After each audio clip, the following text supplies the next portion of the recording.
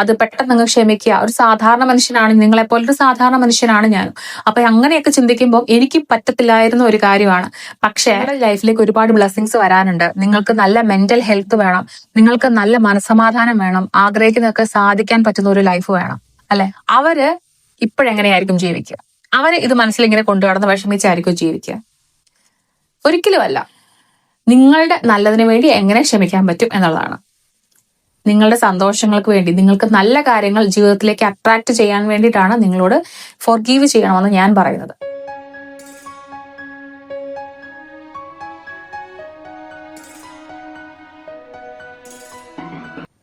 Hello everyone, welcome back.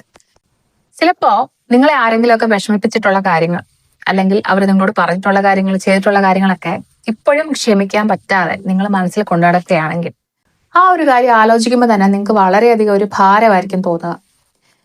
ഞാൻ ഈ ഫോർഗീവ്നെസ്സിനെ കുറിച്ച് പറയുമ്പോൾ എന്നോട് ഏറ്റവും കൂടുതൽ ആളുകൾ പറയുന്ന ഒരു റിപ്ലൈ എന്ന് പറയുന്നത്, എനിക്ക് ഒരിക്കലും അവർ ചെയ്ത കാര്യം അല്ലെങ്കിൽ അവർ പറഞ്ഞ കാര്യം എനിക്ക് മറക്കാൻ പറ്റത്തില്ല, ഞാൻ ഇതിനാണ് അവരോട് ക്ഷമിക്കുന്നത്, അവരത് അർഹിക്കുന്നില്ല എന്നുള്ളതാണ്. അപ്പൊ ഞാൻ ഇന്ന് നിങ്ങളോട് പറയാൻ പോകുന്നത്, എന്തുകൊണ്ട് നിങ്ങളോട് തെറ്റ് ചെയ്തവർ അല്ലെങ്കിൽ തെറ്റായിട്ട് നിങ്ങളോട് പറഞ്ഞത്, പ്രവർത്തിച്ച കാര്യങ്ങൾ നിങ്ങൾ എന്തുകൊണ്ട് മറക്കണം എന്നുള്ള കാര്യമാണ് ഞാൻ ഇന്ന് നിങ്ങളോട് പറയാൻ പോകുന്നത്.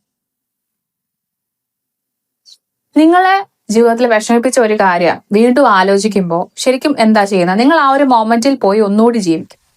അപ്പോൾ നിങ്ങൾക്ക് യഥാർത്ഥത്തിൽ അന്ന് ഫീൽ ചെയ്ത പോലെ, അല്ലെങ്കിൽ അതിന്റെ ഒരു 70% ആ ഒരു വിഷമം വീണ്ടും ഫീൽ ചെയ്യും. ഇത് നിങ്ങളൊരു ഭാരമായിട്ട് കുറെ വർഷങ്ങളായി ചിലപ്പോൾ മനസ്സിൽ കൊണ്ടുനടക്കുന്ന കാര്യങ്ങളുണ്ടായിരിക്കും. ഇത് നിങ്ങൾക്ക് മാത്രമേ പ്രശ്നമുള്ളൂ. നിങ്ങളൊന്ന് ആലോചിച്ച് നോക്കുക. നിങ്ങളോട് വളരെ മോശമായിട്ട് സംസാരിച്ച ആളുകൾ, അല്ലെങ്കിൽ നിങ്ങളോട് വളരെ മോശമായ രീതിയിൽ പ്രവർത്തിച്ച കാര്യങ്ങൾ, അവര് ഇപ്പോഴെങ്ങനെയായിരിക്കും ജീവിക്കുക? അവര് ഇത് മനസ്സിലിങ്ങനെ കൊണ്ടുനടന്ന് വിഷമിച്ചായിരിക്കും ജീവിക്കുക? ഒരിക്കലുമല്ല. ഈ കാര്യങ്ങൾ ഏറ്റുവാങ്ങിയ ആളുകൾ, അതായത് ഇതിന്റെ വിക്ടിമായിട്ടുള്ള മാറിയ ആളുകളായിരിക്കും ഈ ഒരു ഭാരവും ചുമന്നുകൊണ്ട് നടക്കുന്നത്. അവരായിരിക്കും എപ്പോഴും വിഷമിച്ചുകൊണ്ടിരിക്കുന്നത്. അവരുടെ ലൈഫ് എടുത്ത് നോക്കിയിട്ടുണ്ടെങ്കിൽ തന്നെ വീണ്ടും ഒരുപാട് പ്രശ്നങ്ങൾ അവർ അഭിമുഖീകരിക്കേണ്ടതായി വന്നിട്ടുണ്ടെന്ന് നമുക്ക് കാണാൻ പറ്റും. അതെന്തുകൊണ്ടായിരിക്കും ചോദിച്ചു കഴിഞ്ഞാൽ, ഇവർ ഓൾറെഡി ഈ ഒരു വിഷമത്തിന്റെ ഭാരം എല്ലാം കൊണ്ടു നടക്കുന്നതുകൊണ്ട് തന്നെ അവർ ഒരുപാട് നെഗറ്റീവ് ആയിട്ടുള്ള കാര്യങ്ങൾ അവരുടെ ലൈഫിൽ അട്രാക്ട് ചെയ്യുന്നുണ്ടായിരിക്കും.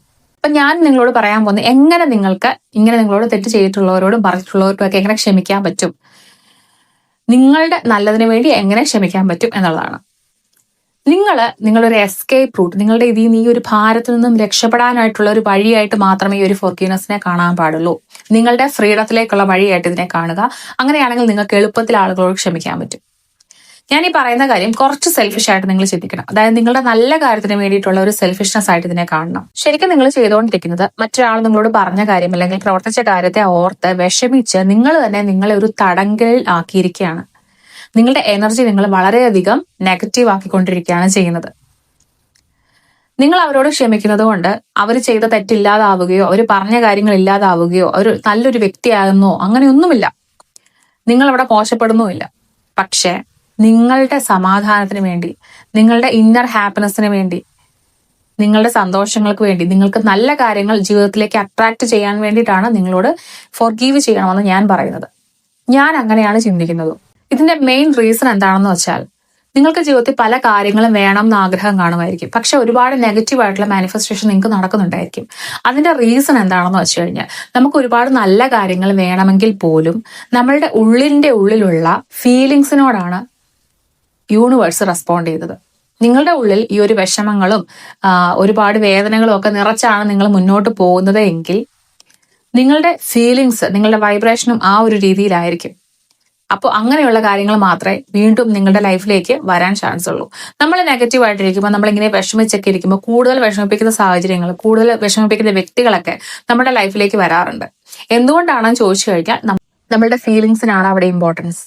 അവരോട് ക്ഷമിച്ചു കൊടുക്കുക, അല്ലെങ്കിൽ അവർ പറഞ്ഞ കാര്യങ്ങളോട് ക്ഷമിച്ചു കൊടുക്കുക. അവരത് അർഹിക്കുന്നത് കൊണ്ടൊന്നും അല്ല. നമുക്ക് സമാധാനം വേണം, നമുക്ക് നല്ലത് വേണം.